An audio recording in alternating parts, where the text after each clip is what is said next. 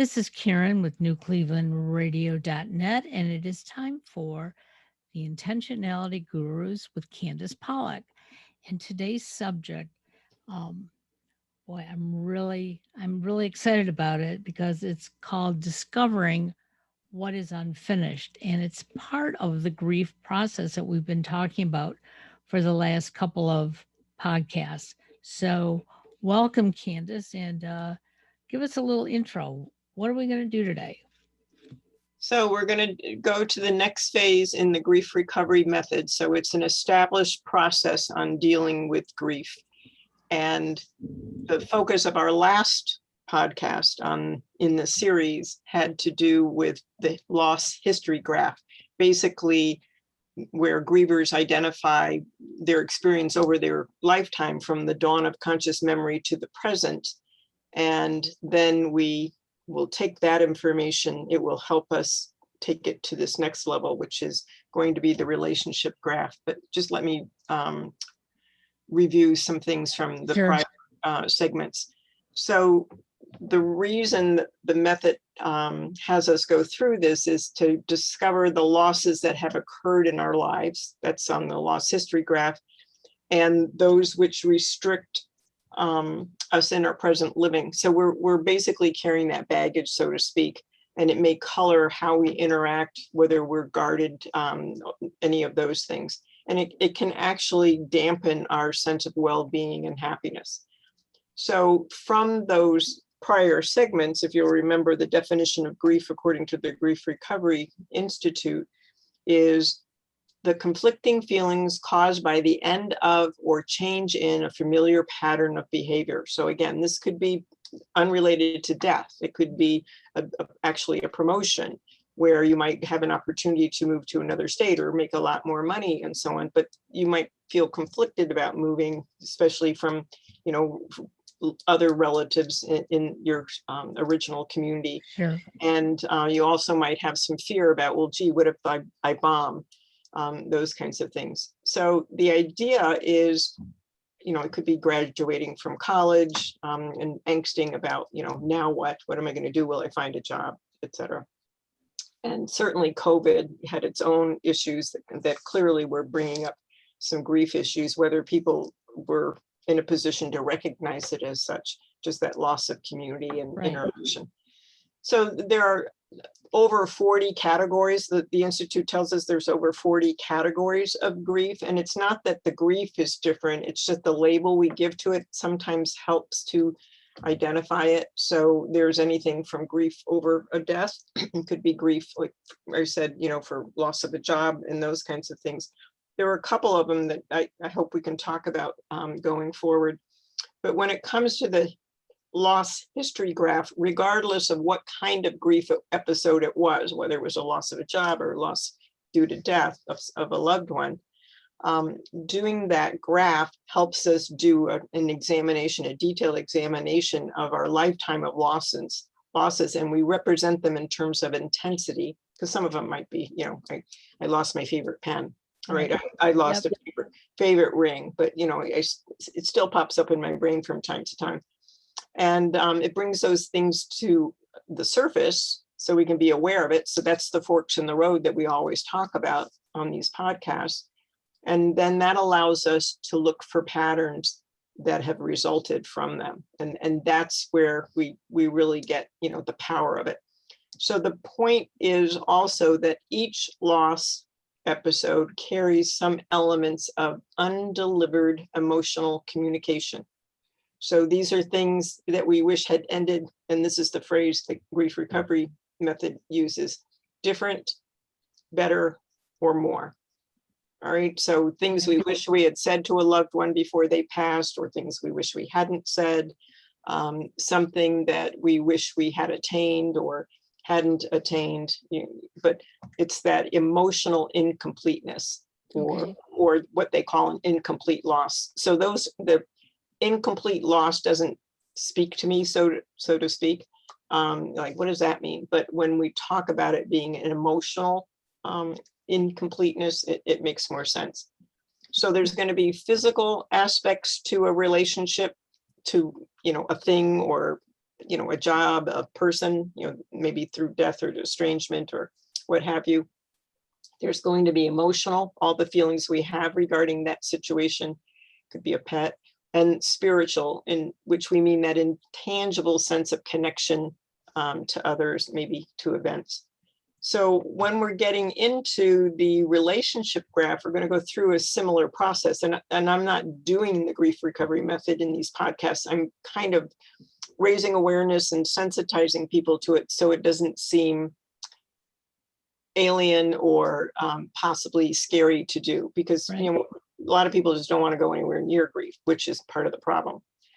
So we basically pick one relationship at a time, and then we examine it in terms of the highs and low of that relationship. So the graph looks different than the loss history graph, but when we go through that process, it gives us an opportunity to identify the things that we wish were different, more or less. All right.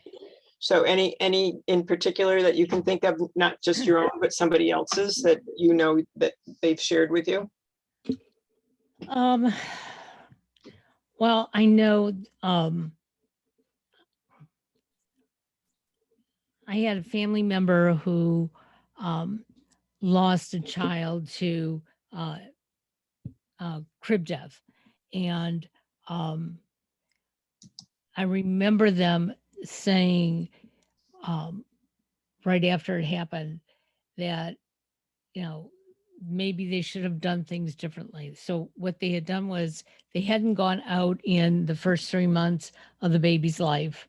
Very rarely had anybody over. And finally, friends invited them to come over, and they brought the baby, and they placed the baby on a big king size bed in the middle. And back in those days, it used to be you placed your baby on their stomach. That was, I think, Dr. Spock's idea back then. And it's changed numerous times over the years. But anyways, they laid her down on the bed. They were in another room, and they had checked on her numerous times, and she seemed to be doing fine. And when they went to go home, and they found the baby was blue, so that she had already passed on. And they, the couple and the people they were visiting all kept making the comment, if we only would have checked on her 10 minutes earlier, 15 minutes earlier, only if, only if. And I know we all live with those only ifs. Mm-hmm. And after after the funeral, basically they decided not to even talk about the child. And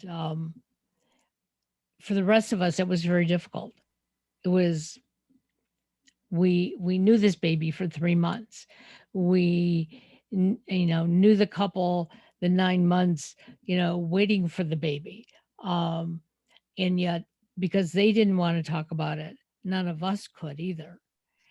And that was a huge loss for, I'm sure, them not talking about it.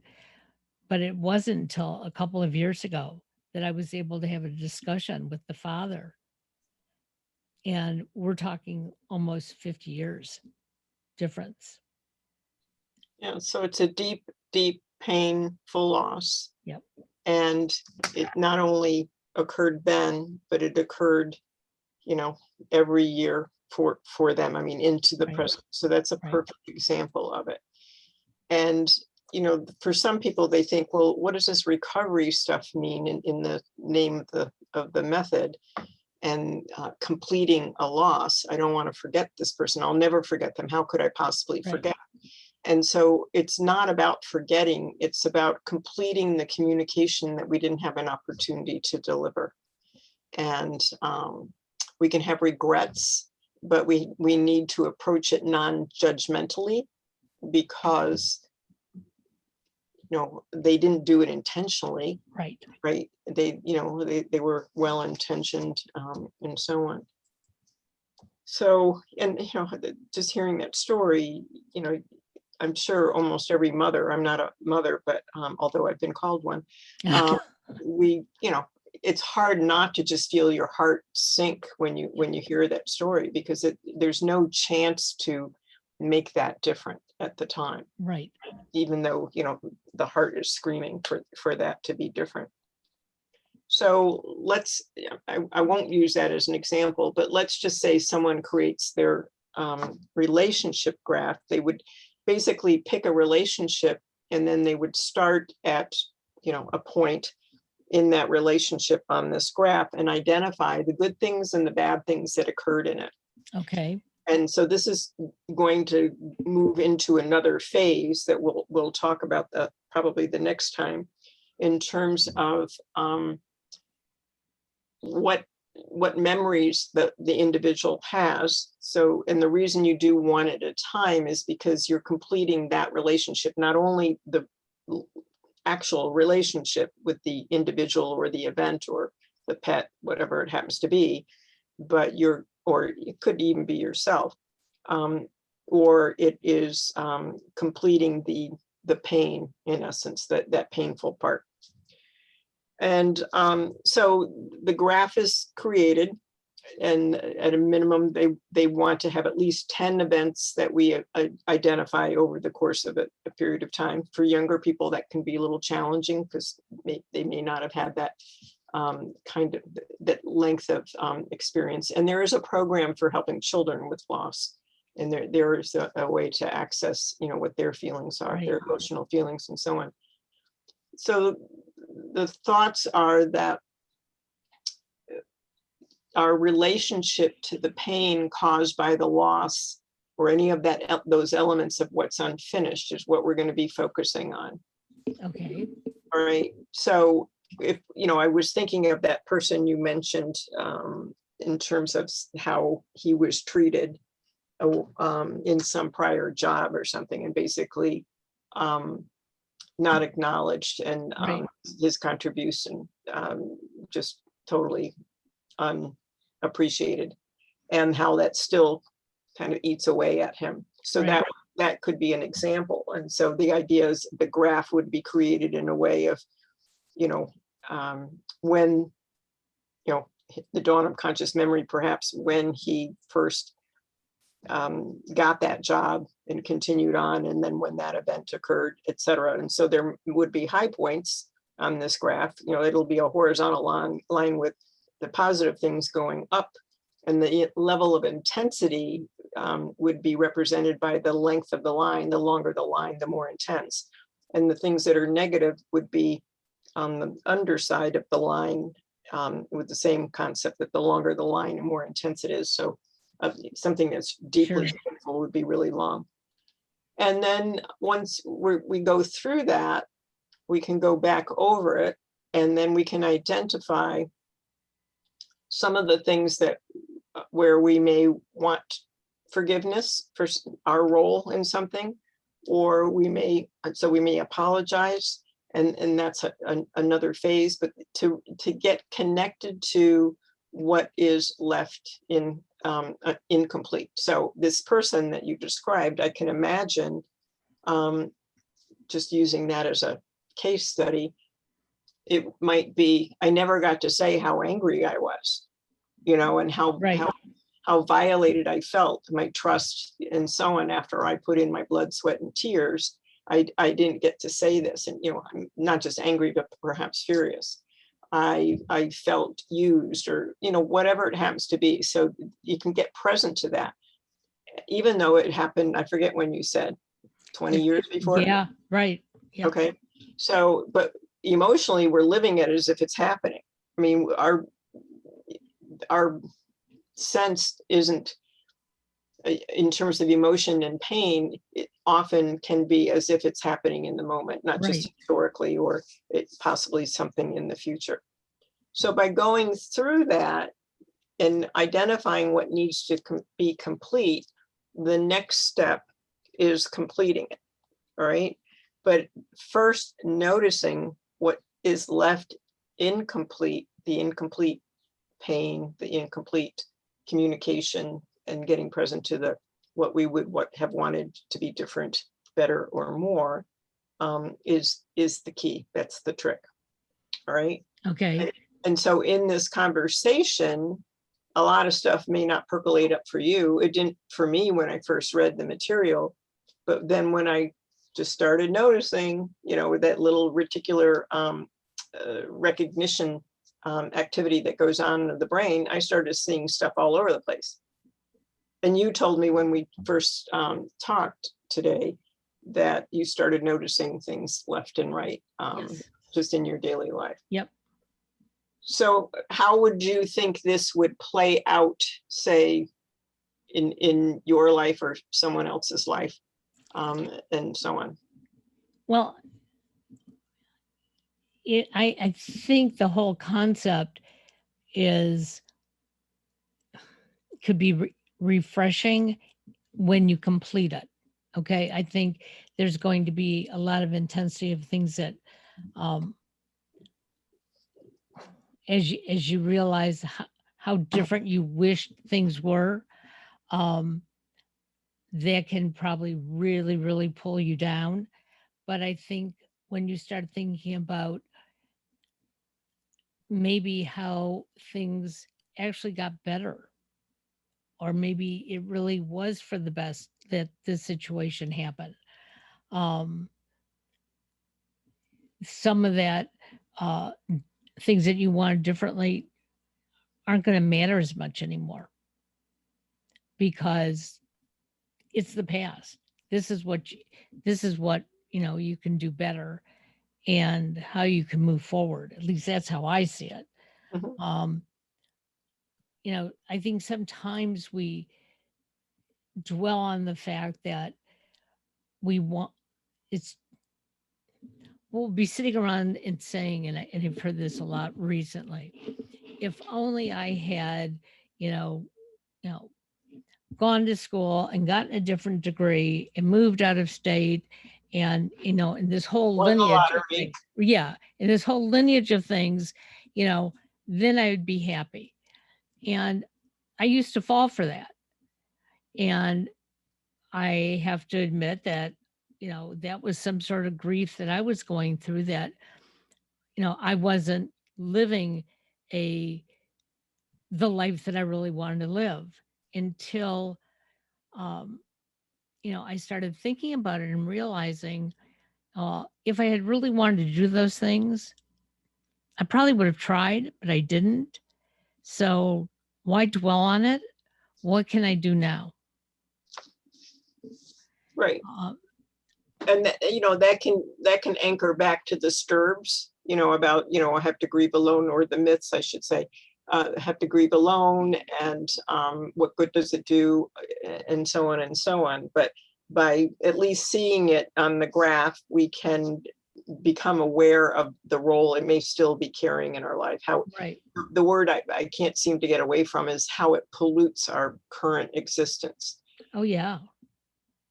and curbs our sense of well-being and happiness. Not in everybody, but so for me, because I have re-immersed myself in a lot of this training when I was doing the training for advanced grief recovery specialists, in order to be able to do things online, because the technology kind of alters how the program is delivered. I became more acutely aware of some things that, I would have imagined I should have thought of way back when I was originally certified. It's like, why didn't those things occur to me? And one of them happened just last week. One of the many forms of grief, the labels we give it, even though it's the same grief, and everybody grieves in their own unique way. It's the common humanity. But one of the things that popped up, they were talking about anticipatory grief. So that's when somebody is dying. That would be an example.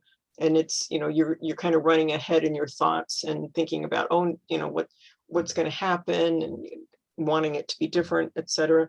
And the other one is disenfranchisement grief. I don't know why I struggle on that sometimes. And it took me a while to get my head around it, but it's where your category of grief, your grief, you are not acknowledged, as a griever, or somehow it doesn't seem legit. So what I've seen in my clients are unmarried couples, for instance. We have a cultural bias that unmarried but committed couples don't have the same legal standing as married couples. But when it comes to, let's say, a terminal illness or other things, sometimes that surviving partner can be, I don't know, somewhat dismiss it. Somehow it wasn't as deep. Right. If they had been married, it would have been deeper. Totally get that. Yeah. So the point is just to become aware of all the ways this pops up. So, we talk about that with the intentionality gurus in terms of just noticing is a big part of it. And then the noticing often will point out some alternative ways of looking at things. And that's where we have the choice to say, okay, I'm going to continue the way I've always looked at it, or I'm going to try this other one on for a little bit. It's interesting because when my mother was dying, my niece would spend time at the house with me. And my niece she's a very dramatic person. That's a nice way of putting it, how she looks at things.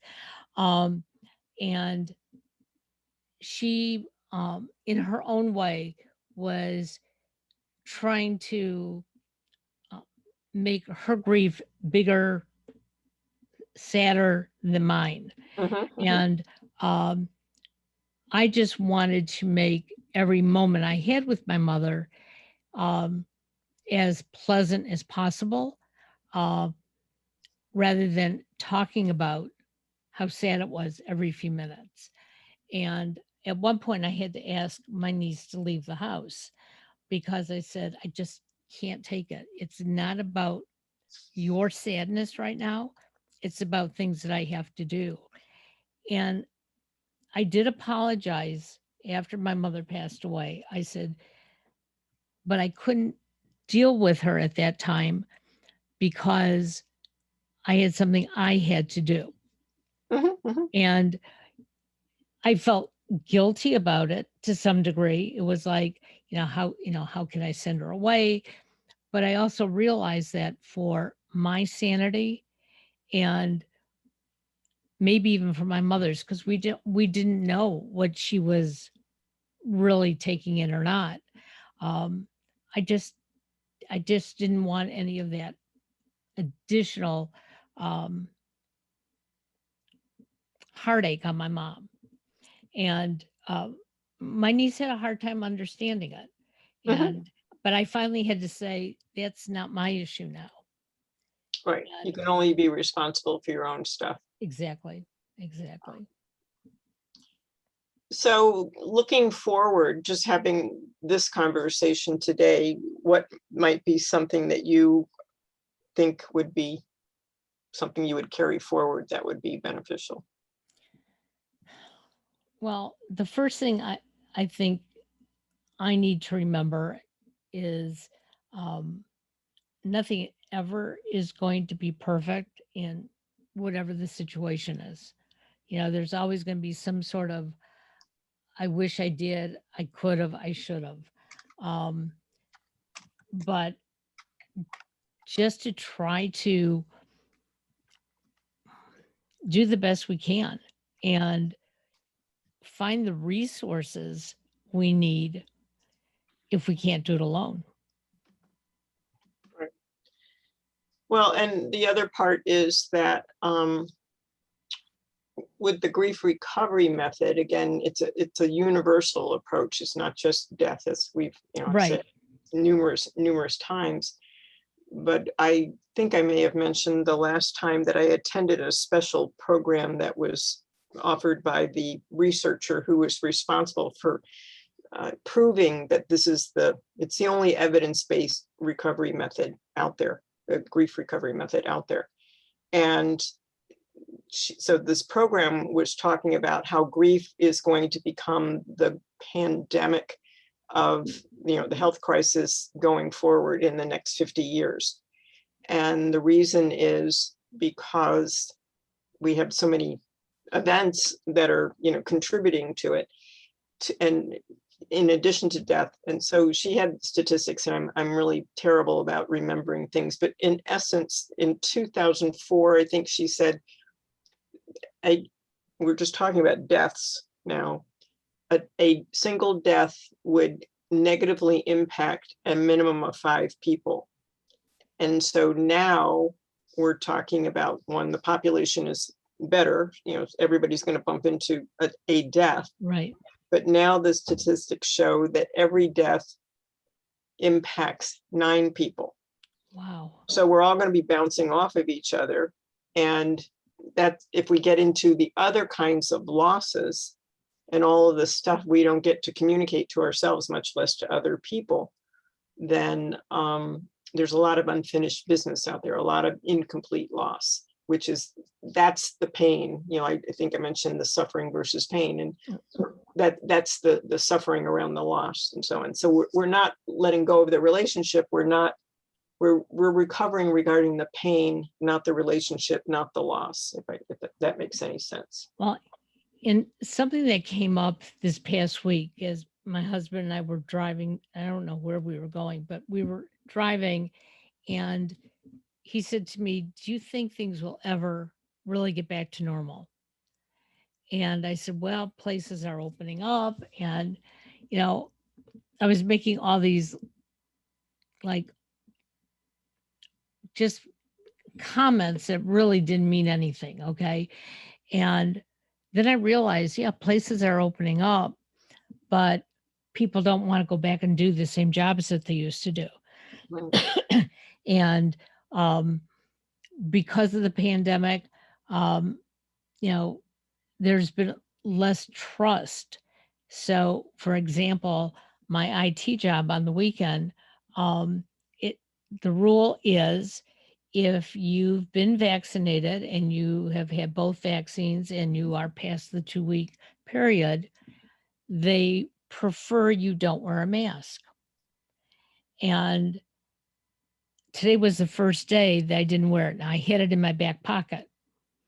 Um, and it felt good not to wear it. But then when I got into my car, um, I I sort of missed it. I was grieving not wearing it. Yeah, such a simple example of it, simple but complicated. Yeah. And to be able to recognize just that kind of an episode. So what do you think you were grieving? Um, part of what I felt that I was grieving was that um, by the time I got used to wearing it, um, now I'm taking it off, and am I really safe? Yeah, I think it's a sense of safety. Yeah. That's how I feel. Yeah. Yeah. And but yet at the same time it felt liberating not to wear it. Um Almost like being naked, I think. yeah. And what I'm finding funny now are some of the people that um also continued to wear it even though they didn't have to. Um like they came in today without it, and I'm realizing they don't look like who I thought they would look like. Oh, Because yes, right. yeah, Uh-huh. and I didn't expect that to happen, and there's this young girl who works in the department, and she's adorable with the mask and without it, but she's certainly if I had passed her walking down the street, I wouldn't have known it was the same person. Hmm. And that to me, it's sort of like, I don't know, it's changed. It's like, yeah, I know her, but now I got to get to know her differently. Yeah, exactly. Yeah, the little markers in your brain and the visual cues that we get from people's Yep. expressions and Right. tone and everything are going to be different. So I'm glad we're talking about this. I know we're getting listeners that are getting to the podcast. So somebody is out there telling them about it, which I think is terrific. Um, and we certainly would love to have some of them participate with us because I don't have to be the only guinea pig. No, you don't, you don't. And you've been a very patient guinea pig for a long, long time. But the one thing I would like to recommend for listeners, if they're interested in this topic, is they can go on the griefrecoverymethod.com and find out some additional information. And now that it's offering online programs, it's more accessible, kind of like the telehealth standards and so on. But it's important work. Well, it certainly is. And I'm hoping if there's anybody out there that really is being challenged by their grief. And when I say that, don't let somebody tell you, just get over it. Um, it's something that you've got to work on. And I just heard that the other day um, after a podcast. Somebody wrote in and they said, I just wish that person would just get over their grief. And I wanted to scream Let's just because check that box. Oh, gee, yeah, why didn't I think of that, right? you know, because like, the story I told you in the beginning about this infant, there are days that, you know, I think about her and, um, you know, the grief comes back, Oh, and because it's not complete. I mean, it's not like it goes away. It's just that really sense of loss, acute pain can lessen. And, yep, and it allows you to experience the loss differently. absolutely. So, Well, we will talk again in 2 weeks. In the meantime, have a great day. Enjoy the beautiful Cleveland, Ohio weather. yeah, Don't know what it's like anyplace else, but it is beautiful here. And I think I'm going to go for a walk tonight. So good, good, good. sounds Well, enjoy great. it. All Have right. a great one. Take Bye care now. bye. Bye bye.